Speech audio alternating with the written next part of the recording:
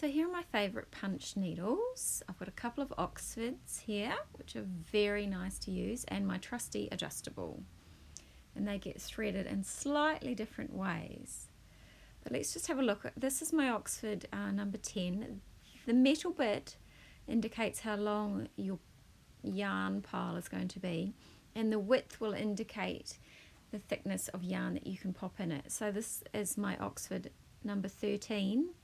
And it's a little bit finer and does a slightly shorter pile. So sort of every punch needle is slightly different. So the adjustable one actually has 4 different pile lengths.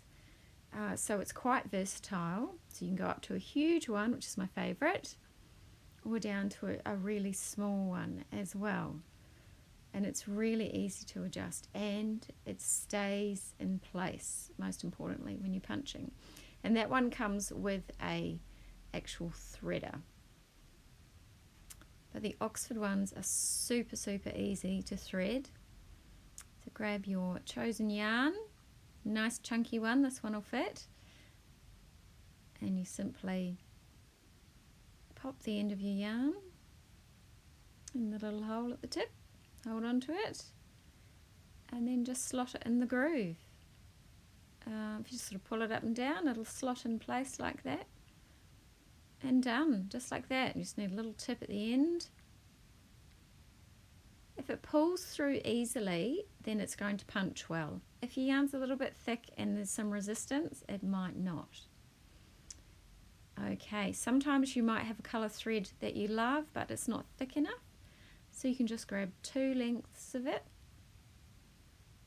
and it's the equivalent of 1 thick one. This is really great if you've got lots of yarn scraps that you want to use up. And you just thread it the same way, just 2 at once. You could do 3 at once if it was a really fine yarn. You can even do strips of fabric as well. Same thing. Easy peasy. The number 13 is a lot finer, so it'll take a thin yarn, so it'll just take one length. And it's got a little hook at the bottom which helps it stay in place, but same thing, just slots in the tip and then jiggle it into place. And you can get punching straight away. Just like that. Now the adjustable one is slightly fiddlier, but worthwhile.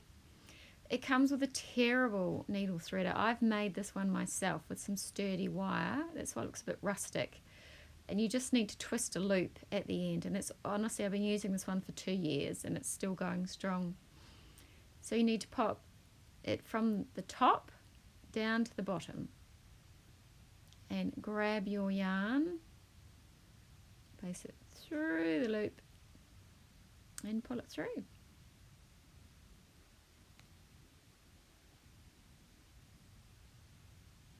And then you can slot it through the tip.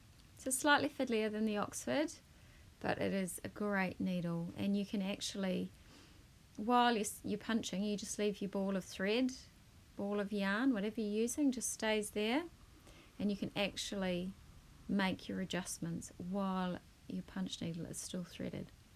So you can go up and down to whatever size you like without having to rethread, which is great. Okay, so that was easy peasy, how to thread your needle.